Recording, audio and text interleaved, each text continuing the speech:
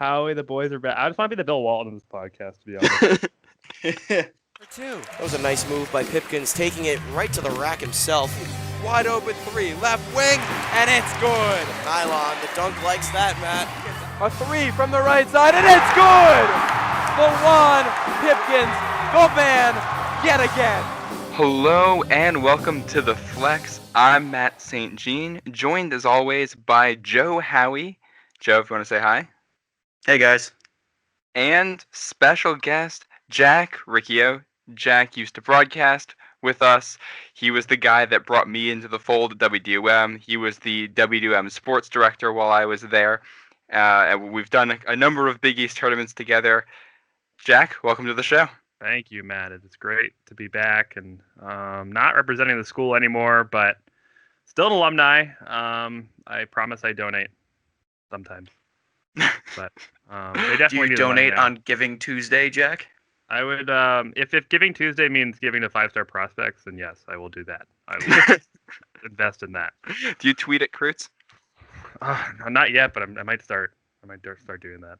Yeah, you got to give it. We got to drop bags. This school needs to drop it. I love Reed and every Breed, Alan Breed. I definitely know his name. 3 stars though was not on my radar. I just want to see the big names come through to the FTC. You know, I'll drop the bags. I'll be the booster. You know, I got the contacts through the AU programs. You know, I mean, you got Brewster Academy right there, top 5 in the country. So I want to see more of those guys come to PC. But Matt, I'll let you do your thing. Good to hear. You heard. I mean, I don't think we need to do the rest of the show. Jack Riccio clearly ready to solve all of the recruiting problems for Providence. By cheating. That didn't exactly. We have it all figured out. So that's this episode. Thank you for listening, ladies and gentlemen. No, we do have a game this weekend. Saturday at 4:30, Providence takes on the Fairleigh Dickinson Knights. Fairleigh Dickinson without a win so far this season. None of their games have been particularly close. They have one of the worst offenses in all of college basketball and an even worse defense, giving up 84.3 points per game. But the real story right now is Providence. 2-2, coming off a really tough Maui Invitational. I thought you were talking about Providence there. Sorry. Sorry. Bad joke. Come on, Friartown. Go easy on me. Well, this is where we'll put in the booze. That's fair. The Friars with that really tough loss to Alabama last time out. 17-point loss. So we're going to just jump into the starting 5 here. I'm going to ask you fellas. I'll start with you, Jack, since you're new to the show. What is going on with the Friars? Well, I don't know. I guess I'm new to basketball because I've never really... Actually, no. This is actually exactly what I expected. I'm not worried. This is what we've come to expect in the David Duke era at Providence College. And what I mean by that is, once Ed Cooley got Duke and Reeves, I think he said to himself, or maybe the Cooley administration made the decision to go after grad transfers and build pieces on this team who've already been battle tested. And I think this year, mixing in with the pandemic, we knew it was going to take some time for this team to meld. And players like Horkler, Croswell, Gooden. Is it Gooden or Gooden? I can't tell. They always Goodine, actually. Is it Goodine? Yeah. That's the last thing I would have expected, but again, I know nothing. And Bynum, who actually found his way to the starting lineup, and I know you guys probably already talked about that, but that's a big surprise for me because I was wondering how they're going to fit in that. They had kind of an open slot between the 3 or the 1. It looks like they shifted, at least for now, shifted Reeves to the 3. Mm-hmm. And they have Bynum playing the 1, and I actually really like what I've seen out of this kid. I liked what I saw in film from St. Joe's. Mm-hmm. We scooped up another pick and roll point guard from the A10, taking after Lawan Pipkins, but I'm not going to go on a tangent about that. My point being, last year coming into the season with Lawan Pipkins getting into the starting lineup as a grad transfer, this is a new, sort of a new era for Ed Cooley, a new approach to go after the transfer portal rather than looking for the big name recruits. And so the consequence is that we're going to have slow starts. These players are coming from other offenses, from other systems, from other basketball infrastructures that may not be conducive to the Ed Cooley system, which is a pretty I'd say it's pretty complex what he runs offensively, defensively. He's I guess the big criticism is that he's not an X's and O's guy. It's pretty much the opposite from what I've heard from inside the program, and I think it just takes a while for guys to learn their role in his offense and defense and how they fit on the team. And I think we see that a lot of hesitation, in these first 4 games from some of the players that are new to the team. And you got to remember, 2 of these guys, Horkler and Bynum, haven't touched the court since, for reference, Makayash and Langford was at PC. It's been a while, since they've been in a real 40-minute game. So we expect them to shake off the rust. And, we're not thrilled about the Maui Invitational performance, no doubt. But again, this is a lot. This start aligns with my expectations that it'd be kind of sloppy, not really, doesn't look like they have a real direction on offense. Still trying to figure out their identity a little bit, kind of get more confident with each other. And I think another thing I want to point out is that the challenge with the pandemic in terms of limited practices or limited contact with each other makes it even harder to sort of build that trust and build that fluidity that they need so badly. And that could take an entire season to build. It's so fragile right now. And I also want to point out that 2 of the teams that they lost to, Indiana and Alabama, are in states with very lax restrictions due to COVID. Now, I'm not saying that's the reason, or I'm not saying that gave those teams an advantage. But I'm also not saying that it helped the Friars in the fact that those teams probably could have practiced more and could have taken advantage of those lax restrictions as opposed to Rhode Island, where we can barely go to restaurants now. I think in Indiana, people are still going to pool parties. So definitely in Alabama. Alabama not going to pool. They're going to COVID parties in Alabama. So look, that's my point. Is they're in the Big Ten, SEC. Big Ten's been careful about COVID. Maybe not the state of Indiana so much. SEC has not really been that careful about COVID, but it is what it is. So that's sort of my take. That's what's going on. Just to make sure for the pandemic and shaking off the rest with the transfers, who should be key for this team a little bit later down the line. Joe? Yeah, I mean, I'm just going to build off of that. I kind of agree. I think the past 3 seasons, you can look. I think the introduction of Duke and Reeves to the team, what was that, 2 seasons ago, is a great, checkpoint to look at, because since then, it seems that every non-conference season, this team has gone through adjustments. You saw it with Duke and Reeves as freshmen. You saw it with Lawan Pipkins as his kind of transfer in and his adjustment to the offense. And even you could make the argument that Alpha Diallo was adjusting to a bigger role as a senior. And now you're seeing it again with Jared Bynum and Noah Horkler. I think, personally, Horkler has adjusted a little bit, quicker than Bynum has, because Horkler's role and Bynum's role are 2 completely different roles. But Jack, you brought up a great point about Duke and Reeves. They have kind of grown in the system, and Cooley is kind of building pieces around them that have kind of been through the ringer already. So I think the non-conference now is just a big adjustment. So, and with the pandemic, you throw in another level of adjustments. So you've already got level 1, and that's new players, new transfers coming in. You've got the adjustment of seniors leaving. Now you have to throw on top of that, all right, you're going to have a third of the practices that you normally have. So you're being thrown into a season ill-prepared with new guys who have yet to touch the floor in a real game, no exhibitions, no scrimmages, nothing. It's going to be an adjustment-heavy non-conference, and I think the Friars caught the short end of a stick because they were thrown right away, Game 2, into a tournament with some quality opponents from power conference schools. So it's not like you have that little build-up with a couple of bunnies. It's like you got one bunny in Fairfield, and then it's like, all right, now you got an alligator to wrestle. Now you got an alligator to wrestle. I like that, Joe. Well, let's stay positive here. Obviously, 1 and 2 is not how the Friars wanted to play in the Maui Invitational.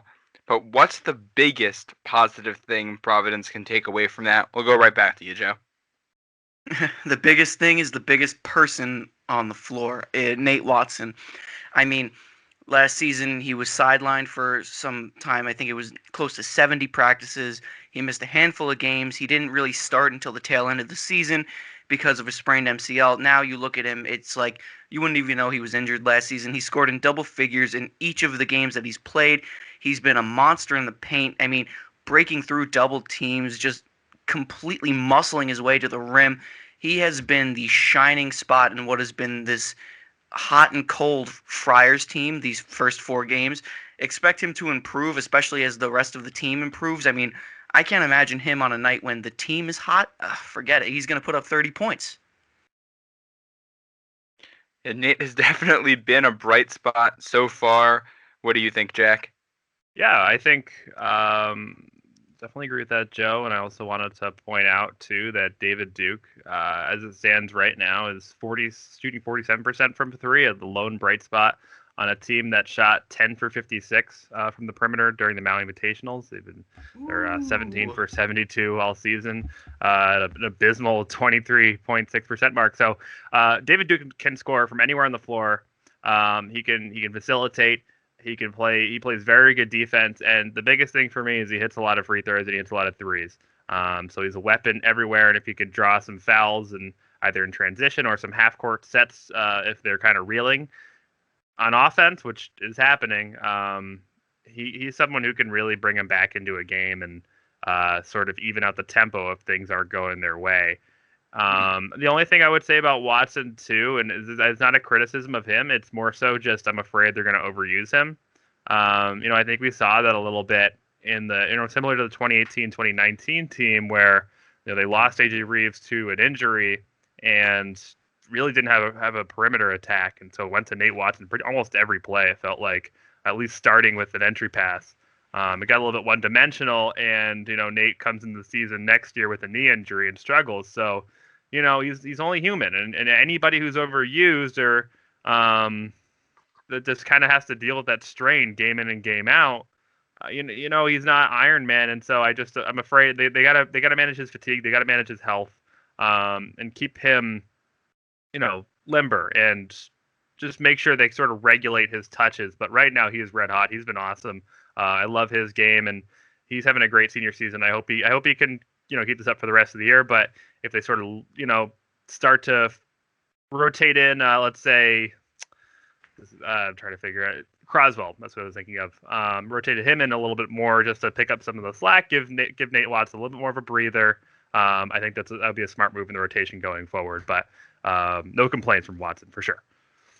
Yeah, that's load management will certainly be huge. And Watson and Duke, the 2 stars in double digits every game so far, will move down to number 3 in the starting 5. Just got to ask you guys, what are you thinking of your Ed Cooley right now? You think back to all the stuff with coaching rumors about him potentially leaving Providence and bringing in recruits and having a slow start yet again. What's going through his head, Jack?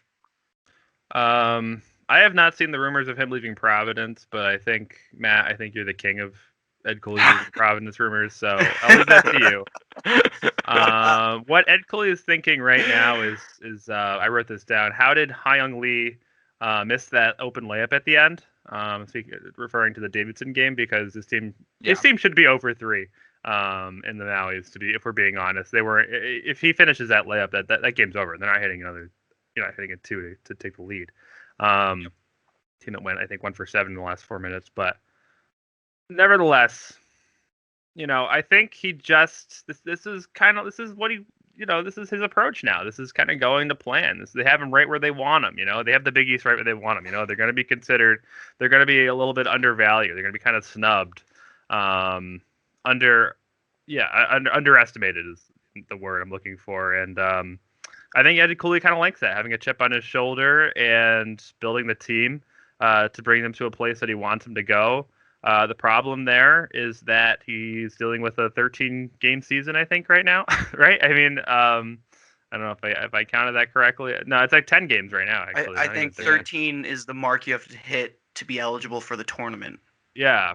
I mean, and that's not final. I think the Big East did say in discussions, or at least in press releases, that they're going to consider, the second half of the schedule once we figure out what's going on in the winter time. So whether it has to be canceled or postponed, regardless, it's not going to be a regular season. It's not going to be contingent. There's no contingency. So you have to. It feels like they have a lot of pressure to be good now, to be that team now, to peak now. And I don't know if he's feeling that pressure or if he just kind of sees this as a throwaway season and maybe holds on to that brand, holds on to the identity they built last year. bringing in those experienced guys and building something with that, and and finishing with the win streak, to finish with 12 wins in the Big East. I think that should be his goal this year. Is maybe just say, hey, this one's not going to count. This season's going to be an asterisk, but let's keep up what we built here so far. I think with this Maui performance, they're right on track for that. If that makes sense. I think so. Yeah. Joe, do you think that Ed Cooley thinks this season has an asterisk? No. I'm going to go against that point. I'm going to play devil's advocate here because in the Ed Cooley radio show the Monday night before they played Fairfield, he said the expectation is to pick up where we left off, beating DePaul by 30. So I can't imagine Cooley is entered the season like that and now 4 games in has changed his mindset to, all right, well, this one doesn't count. I'm sure, if I was Ed Cooley, I would be frustrated out of my mind right now if I'm watching my 5'10" to 6'10" team play crap defense and not rebound, because that's the story of the Maui Invitational. We played a very sloppy defensive effort 3 nights in, and we just didn't rebound. And when you have guys that are like 6'8" to 6'9", 6'10", playing at the 3, 4, and 5, you should not be getting out rebounded by Alabama. Absolutely not. Yeah, and to clarify my point too, I'm not saying Ed Cooley is trying to lose. I'm just saying he's sort of following the same blueprint as where he left off, and just going back to the early season last year. If you remember his rotations, he was just throwing anything against the wall to see what sticks. And I think that's kind of what he's doing this year too, just trying to see what works. And I don't think he knows what that is yet. It's going to take time. And this team has not found its identity yet. That is for sure. All right, we move down to our 4 spot in the starting lineup. There's 2 games until Big East play. Obviously, Fairleigh Dickinson, which we're previewing right now this Saturday, and the Friars are scheduled to take on TCU less than 10 days until Big East action starts. What does Providence need to do to prepare itself for that, Joe? Well, Ed Cooley seems to love playing with the lineups in games against power conference teams. If you want to play with the lineups, Saturday is your golden opportunity. You're playing an extremely inferior opponent, and that's not to downplay them, because the Lord knows that inferior opponents can beat Providence. But if Ed Cooley ever wanted to tamper with lineups and rotations, Saturday's the day to do it. Saturday is the day that you kind of work out the kinks, you get back on track defensively, and you try and see what works on offense. And then you take what you've learned, and the key word here is learned for this team. You take what you've learned in the Maui Invitational, what you learn on Saturday, and you take that to TCU, and you try and get a win or compete. Jack? I wrote down no comment. I'm going to stick to that. I have no idea. Tell them to play better. Just tell them to play hard. They'll do it. Maybe that right there is the trick. Just tell them to play hard. Maybe they haven't thought of that one yet. Just sit down the whole game. See if that works. A groundbreaking strategy there. We'll go to number 5. This is kind of going back to what we talked about before with positives that you can take away. But if you had to pick one player at this point in the season who has impressed you the most, who would be your team MVP at this point? We'll give it to you first, Jack. Oh, come on. The answer is obviously Nate Watson. But all right. Well, there's a difference here. So I want to make a distinction. So who's impressed me the most is not the MVP of the team. There are 2 different people. Who's impressed me the most is Jared Bynum, but I will get into that later because he's also my X Factor. So, all right. The answer is Jared Bynum. Oh, no spoilers. Well, I'm not going to tell you why yet. That's the juicy part. I'm just teasing it. Matt, that's in there. Yeah, you gotta stick around. That's our cold open. You gotta stick around for that later. Joe, who's impressed you the most so far? This is coming from left field, but Chris Monroe. Ooh. He in the notes on my phone when it was like August. When I was prepping for the season, I had Chris Monroe as a potential transfer, and now he's logging serious minutes and he's playing a huge defensive role. I mean, from a guy that was lost in the sea of depth for the past 2 seasons, I'm pleasantly surprised to see him come in and play the wing. He resembles the same type of player as Alpha Diallo and Isaiah Jackson, given he cannot and probably will not score nearly as much as those two. But I can see him, growing into a key role player off the bench, maybe 15, 25 minutes a game with around 8 to 10 points. That's if he gets going. I mean, this could go either way, but Chris Monroe is who has impressed me the most. Joe, why did he only play 5 minutes against Indiana and 6 minutes against Alabama? Does Ed Cooley just not want to play the guys who actually do well off his bench? Is that how that works? Like he doesn't want to, against the good teams? I don't know. He plays 17 minutes against Davidson, and it's a much closer game and a much better defensive battle. Right. But against Indiana I don't know, man.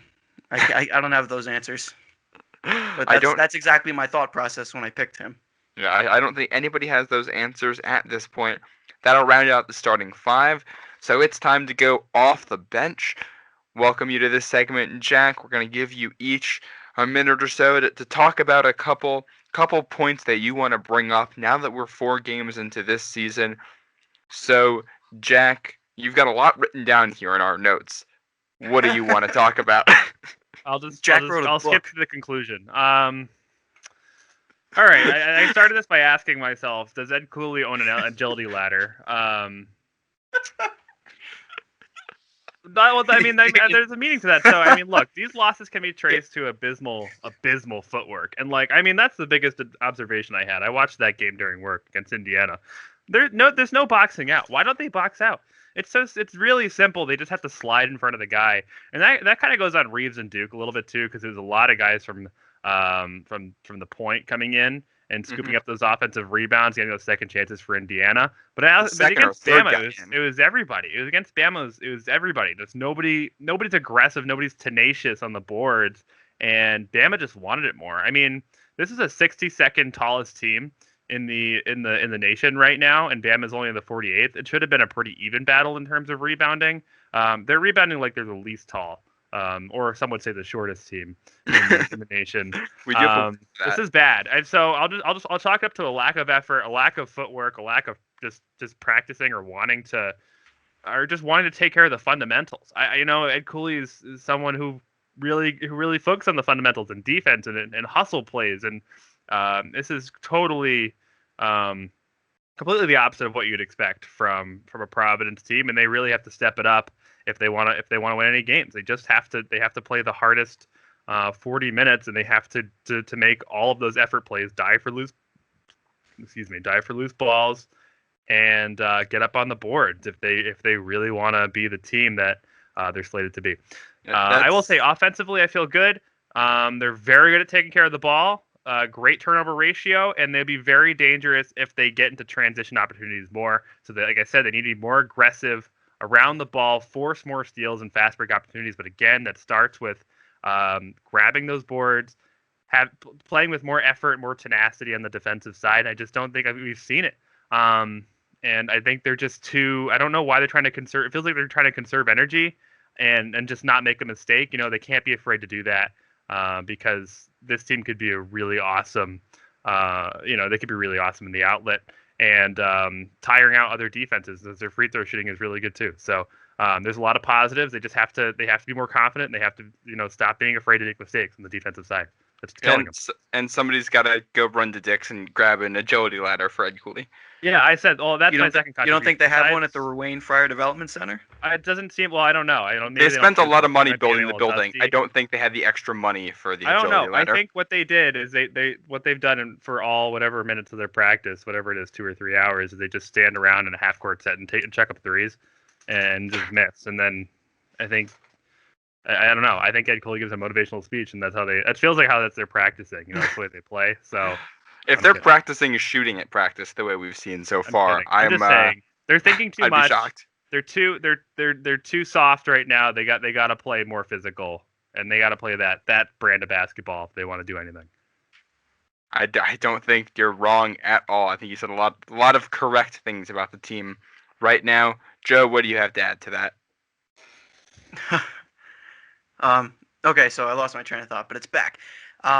So for me, I touched on it earlier. I think this Saturday, my off the bench is that 4 players on this team have played against Fairleigh Dickinson and logged major minutes. And this plays into my point. You need to use this Saturday as a get back on track and iron out the kinks game. Jimmy Nichols, David Duke, AJ Reeves, and Nate Watson each played over 15 minutes. Actually, Duke, Reeves, and Watson all played over 20 minutes, and Jimmy Nichols played just 17. Nichols, Duke, and Reeves all started 2 seasons ago when the Friars took on Fairleigh Dickinson, and they only won that game by 10. I think if you're these 4 guys, you need to use this game and think like, we've played this team, we've seen their offense, we've seen a few of their guys. This is the time to get back on track. And for Ed Cooley, you got to realize this too. You got to realize these 4 guys right here can play a big role this Saturday in helping us construct a new team here.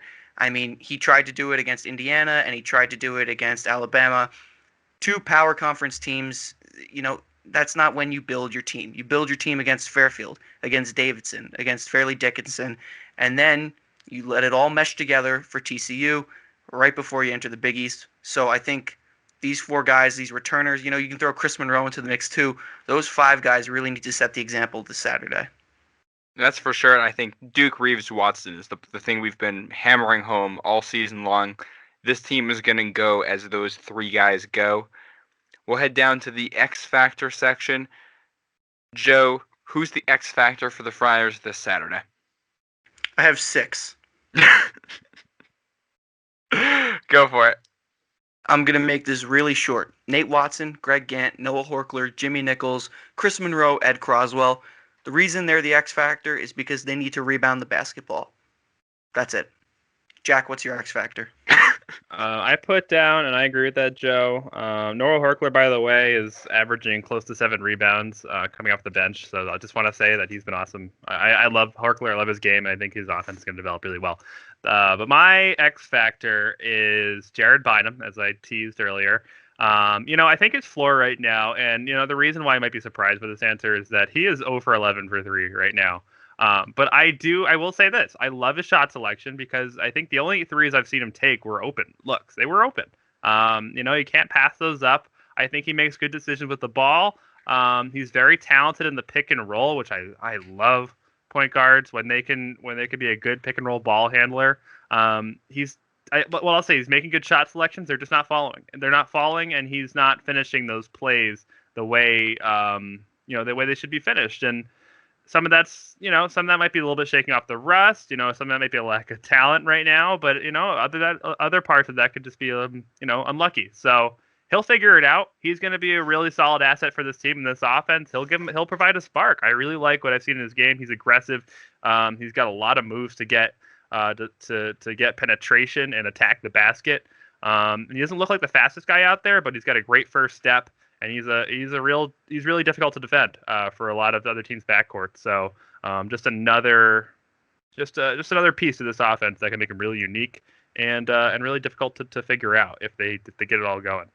Bynum's a guy. I mean, he shot the ball 35% from beyond the arc at St. Joe's. So I think nobody expected 0 for 11 to start the season. I agree. He's had great shot selection, and I think eventually you're going to see that number turn around. We'll start closing out the show here. We'll project our starting lineups for this Saturday. The Friars have gone with the same starting lineup for all of the first 4 games. Do you guys think Ed Cooley's going to keep it like that, or is he going to change things up, Jack? He's going to keep... Oh, sorry. Jack. Your name Jack or Joe? Joe. I think he's keeping the same. I don't see him... I don't know what good it would do just to make a change. I mean, you just kind of throw away, especially the Alabama, just throw that game away. The Alabama was awesome. They had a great game, and you can't really beat yourself up over that one. So I think for the most part, the starting lineup has worked. They just got to put a little more effort in getting those rebounds. But yeah, it's gonna be Watson, Duke, Reeves, Gant, and Bynum. Gant, I've seen too. I want to mention, just he's hit a 3 in every game, I think. Correct me if I'm wrong, but I think he's had at least 1 3 in every game. He's another guy who could be a that post perimeter stretch forward type of guy. Maybe not a Ben Bentil exactly, but a Kadeem Batts. I see a little bit of that in him. Maybe a little bit more athletic. So he's got a really high ceiling. So I want to see those guys get minutes. I want to see those guys really develop and blossom. for the future. Because again, to me, and this is just my opinion, this is a bit of a throwaway season. So I like that he's throwing these younger guys into the line. Gant has threes in 3 of the 4 games. The only one he doesn't is Indiana, and he didn't attempt a 3 in that one. So okay, yep. I'll give it to you. I'll give it to you, Jack. Joe, do you have the same starting lineup? I do. Personally, I don't really like it, but Ed is very religious in the way that he starts players.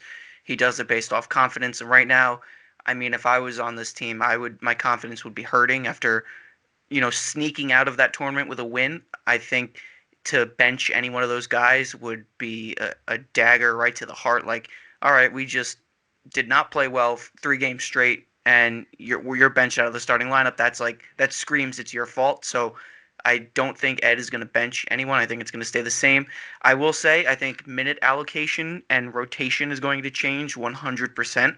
I think we're going to see a lot more of Noah Horkler at the 4 and a lot more of Reeves and Duke switching at the 2 with Chris Monroe and Gant playing at the 3. That's what I think. Ed Cole took a gamble putting in Jimmy Nichols instead for that size matchup with Alabama, and that did not turn out well at all. And not to put that on Jimmy Nichols, did. He had one game to prove himself, but I think Horkler is just a better fit in this lineup, and I love the plays he can make and the impact he's made this early on. Yeah, Horkler only 6 minutes all in the first half against Alabama. I don't think we know why. That was a matchup thing. He wanted Nichols, he wanted the size, and that just didn't work out. No. Definitely a poor showing there. We'll wrap things up and give our predictions for this Saturday. And Joe, I'll let you start off. How do the Friars fare against the Knights of Fairleigh Dickinson? 86-59 Friars. I think it's going to be similar to Fairfield, where we get off to a slow start. But I mean, given the circumstances, given the history of both teams, I think Providence will heat up towards the end of the first half and continue the momentum into the second half. In the second half, expect a lot of different lineups out there. Expect a lot of Alan Breed and Ed Croswell, but the Friars will take this one handily. Jack? Yeah, similar to that, pretty close. 92-76. I don't have that much faith in their defense, as Joe does, but so I think this is going to be a pretty high-scoring battle. Let's make a note here about A.J. Reeves. We haven't talked about him much. He's right now 4 for 20 from 3. That's not even close to where he should be in terms of his talent level. So I think he'll pop off in this game. I think he's got a lot of good looks. It's going to fall at some point. He's got to shoot himself out of it. He'll have at least 3 or 4 from deep. Same with Bynum. He'll get his first or second, and they'll hit Watson for another at least 18 to 20. So. All those things considered, it's going to be at least 90, and I don't think Fairleigh can keep up. But I've been wrong before, so I'm just going to stick with that. 92-76. I don't have quite as much confidence in the Friars' offense as you guys. I've got 81-67. I think we're going to see a game somewhat similar to the Fairfield one, albeit closer, where the game's just not the Providence plays better, but it never quite gets as far out of reach as you'd like it to be, and you'll see some sloppy mistakes here and there, but altogether a much better team performance. And just the Friars have a far more talented team. But I believe that's... On paper. Yes. Oh, most definitely. On paper, yep. But I think that'll do it for us. This is your pregame show for Providence against Fairleigh Dickinson from the Flex. For our guest, Jack Riccio, and Joe Howie, I'm Matt St. Jean. We'll talk to you after the game on Saturday. Friars tip off at 4:30, and that game will be on Fox Sports 2. So always thank you for listening, and follow us on Twitter at the Flex Hoops. Jack, you could plug your Twitter account or something if you want people to follow you. Connect with me on LinkedIn. My name's Jack Riccio. You'll find me. There's a lot of us out there. We need those connections in this job market. But again, as always, thank you for listening. And Joe? Go Friars. Thank God we're back on Fox. Thank God we're back to mid-majors. Yes. I too. Most definitely. All right. Take it easy, guys.